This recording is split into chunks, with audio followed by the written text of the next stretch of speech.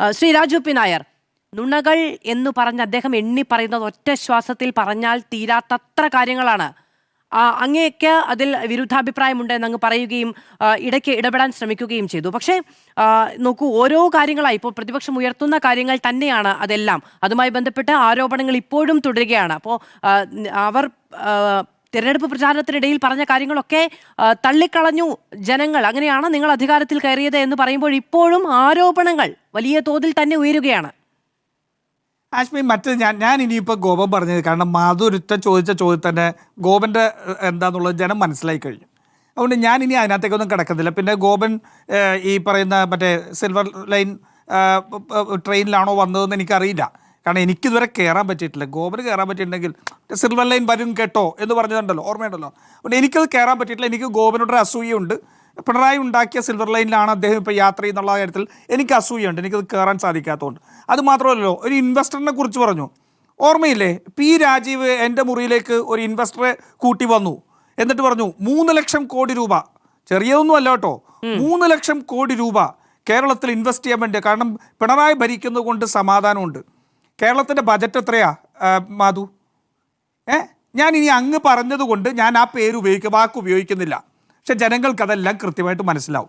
പിന്നെ ഈ വി സിമാരുടെ കാര്യം പറഞ്ഞല്ലോ, കഴിഞ്ഞ ദിവസം മറ്റേ നിങ്ങൾ പാറ്റകളാണോ എന്ന് ചോദിച്ചൊരു വി സി ഇല്ലേ, പാറ്റകളാണോ എന്ന് ചോദിച്ച് നാണം കെട്ടുപോയൊരു വി സി ഇല്ലേ, ഈ പിണറായി സർക്കാർ കൊണ്ടുപോയി ഇരുത്തിയതാണ് കേരളത്തിൻ്റെ ആരോഗ്യ സർവകലാശാലയിൽ. എന്നിട്ട് നാണമുണ്ടോ ഇനിയും വന്നത് പറയാനായിട്ട്? പ്രശ്നം മാധു എന്താ അറിയോ, 100 ദിവസം കൊണ്ട് ഞങ്ങൾ വിപ്ലവം സൃഷ്ടിച്ചെന്നൊന്നും പറയുന്നില്ല. പക്ഷെ 100 ദിവസം കൊണ്ട് കേരളം മാറ്റത്തിലേക്കാണെന്നുള്ള വലിയ ഒരു മെസ്സേജ് കൊടുക്കാൻ സാധിച്ചിട്ടുണ്ട്. നോക്കൂ, ഇവിടെ സൂചിപ്പിച്ചല്ലോ ഈ പ്രിയദർശിനി പദ്ധതിയിൽ കേരളത്തിലെ സ്ത്രീകൾ മുഴുവൻ ഹാപ്പിയാണല്ലോ, സംശയമില്ലല്ലോ. ഇപ്പം പല ആൾക്കാരും അവർക്ക് ലാഭിക്കാൻ കഴിഞ്ഞ പൈസ അവരെടുത്ത് ഇന്നിപ്പോൾ സോഷ്യൽ മീഡിയയിൽ ഉൾപ്പെടെ ഇടുന്നുണ്ട്. അവർക്ക് വലിയ രീതിയിലുള്ള ഒരു മാറ്റം ഉണ്ടായിരിക്കുന്നു എന്നുള്ളതാണ്. കേരളത്തിലെ ഏകദേശം മുഴുവൻ സാമൂഹിക പെൻഷൻ ഉൾപ്പെടെയുള്ള അല്ലെങ്കിൽ ക്ഷേമ പെൻഷൻ ഉൾപ്പെടെയുള്ളത് കൊടുത്തു കഴിഞ്ഞു. ഓണത്തിന് മുമ്പ് അവർക്ക് ചിലവാക്കാൻ കഴിയുന്ന രീതിയിൽ കൊടുത്തു കഴിഞ്ഞു. കേരളത്തിൻ്റെ സെക്രട്ടേറിയറ്റിന് മുന്നിൽ ഈ കഴിഞ്ഞ ദിവസം വരെ, ഇന്നലെ വരെ ഒരു സമരവും ഇല്ല.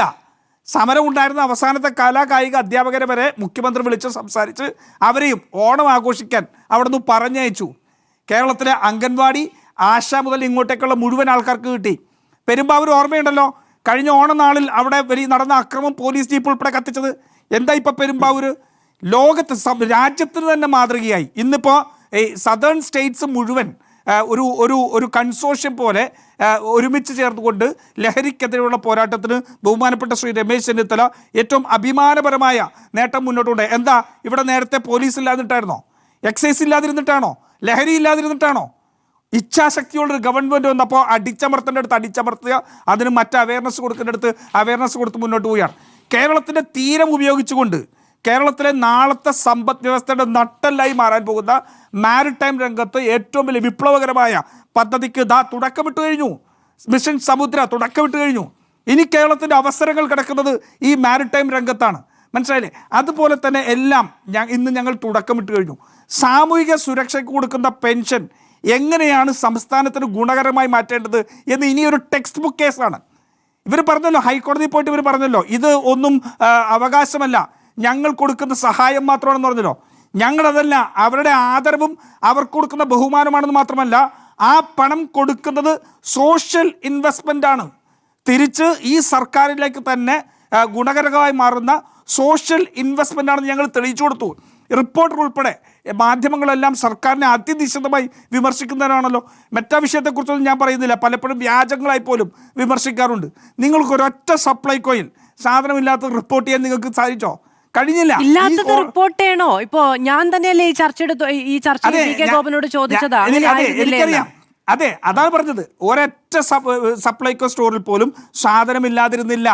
എല്ലായിടത്തും 9% ഉണ്ടായിരുന്ന എനിക്ക് 9% ഉണ്ടായിരുന്ന കേരളത്തിലെ ഇൻഫ്ലേഷൻ റേറ്റ് ഇന്ന് താഴത്തേക്ക് വന്നുകൊണ്ടിരിക്കുകയാണ്.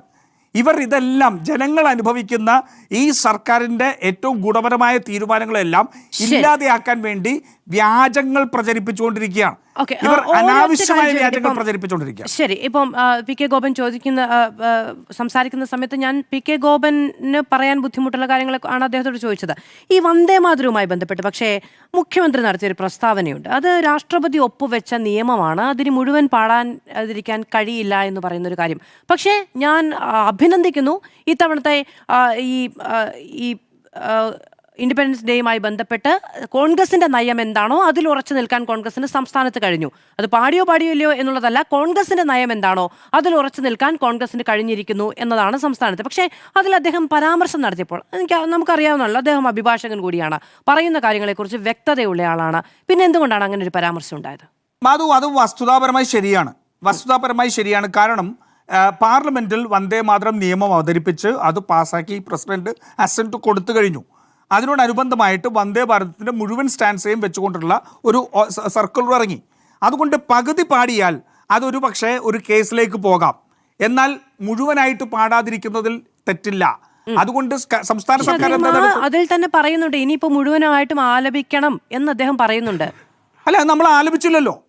അതാണ് ഞാൻ പറഞ്ഞത്. പക്ഷെ എന്തിനാണ് അങ്ങനെ പറഞ്ഞത്? അതിനൊരു കൺഫ്യൂഷൻ ഉണ്ടാക്കിയത് എന്നുള്ളതായിരുന്നു. മാധു, കൺഫ്യൂഷൻ അല്ല, നിയമപരമായിട്ട് വന്ദേ മാതരം പകുതി വെച്ചാക്കിയാൽ ഇന്ന് ഈ കേന്ദ്ര സർക്കാരിന് അതൊരു കേസാക്കാം. നമ്മൾ കേസാക്കല്ലോ. സ്റ്റാൻസ് മാത്രം ആലപിച്ചാൽ കേസാക്കാൻ കഴിയില്ല. അതിനെ തടസ്സപ്പെടുത്തിയാൽ മാത്രമേ നിയമപരമായ നടപടികൾ ഉണ്ടാവുകയുള്ളൂ.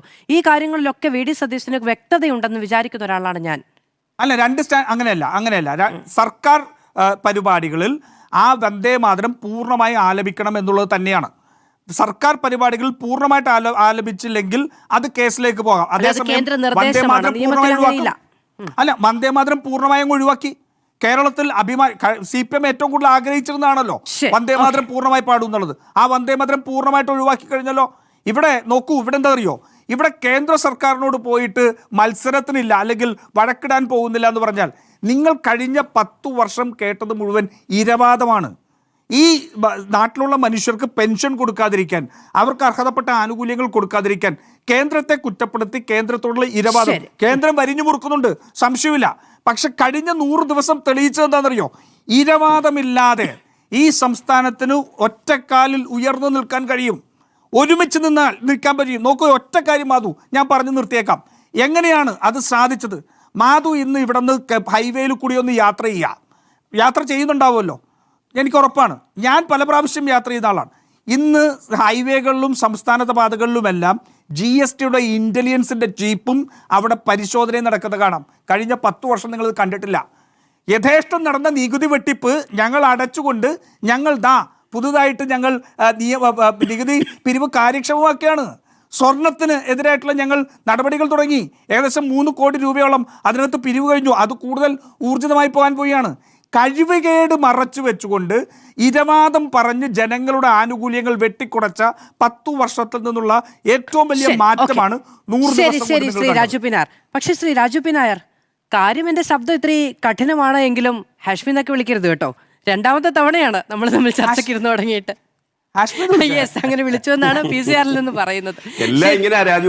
അയ്യോ, അങ്ങനെ പറയില്ലേ, ഞാൻ തമാശ തിരുവോണമൊക്കെയല്ലേ, അല്ലെ കടുപ്പിക്കണ്ടെന്ന് വിചാരിച്ചിട്ട് തമാശ. അങ്ങനെ വിളിച്ചെങ്കിൽ സോറി. അയ്യോ, അങ്ങനെ വിളിച്ചു എന്നാണ് കേട്ടോ PCR എന്ന് പറഞ്ഞത്. ഇനിയിപ്പോ ആക്ച്വലി എന്നാണോ പറഞ്ഞത് എന്ന് എനിക്കൊരു സംശയമുണ്ട്. ശരി, പോട്ടെ, ഞാനൊന്ന് കേട്ടു നോക്കണം.